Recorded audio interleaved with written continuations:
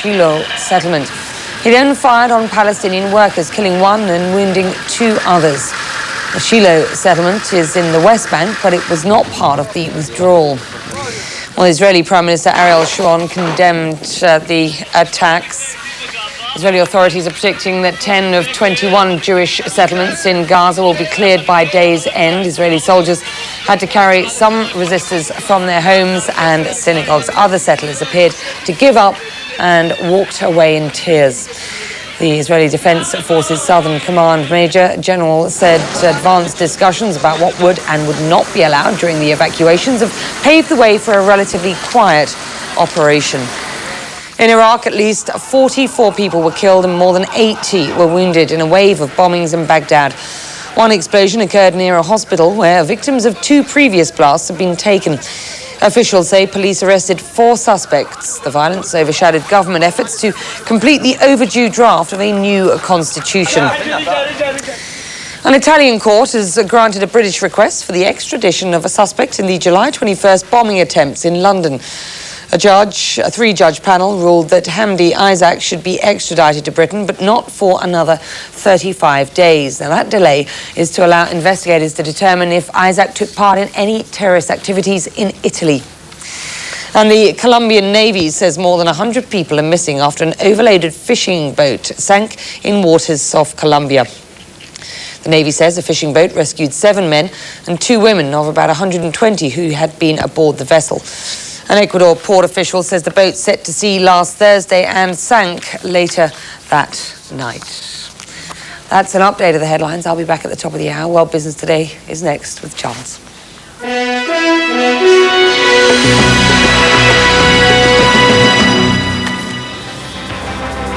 US producer prices surge on the back of high energy costs, and oil prices drop nearly $3 a barrel.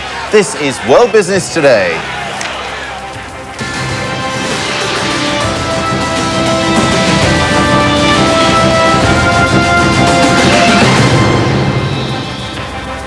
Hello, welcome to the program. I'm Charles Hodson. First, US consumer prices, now producer prices jump. How concerned are economists about rising inflation in the United States? Plus, later in the show, the world's largest food company, Nestle, unveils its latest earnings report. And a new computer worm strikes, causing major problems for some of the world's biggest media companies. We'll bring you the details. Our top story, though, this Wednesday, US wholesale prices have risen sharply, driven by soaring energy costs. Producer prices rose by 1% in July alone. That's twice as much as expected and the biggest increase in 9 months. Even excluding food and energy prices, the index rose by 0.4%, also much more than expected. Well, let's see how that data are affecting US stock markets. Valerie Morris is standing by.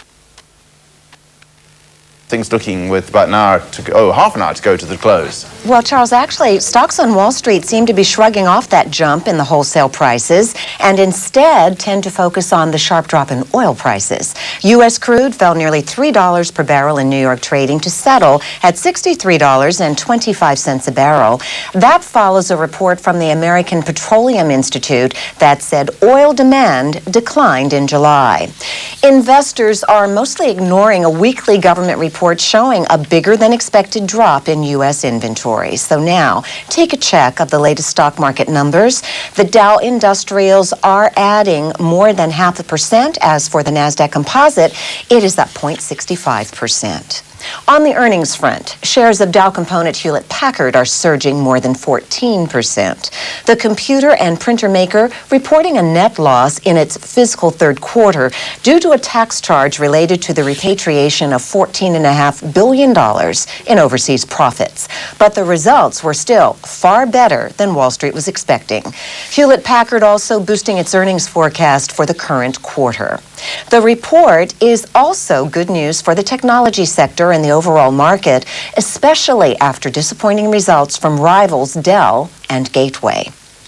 Shares of Boeing gaining nearly 2%. That's after United Parcel Service said that it will order 8 new 747-400 freighters.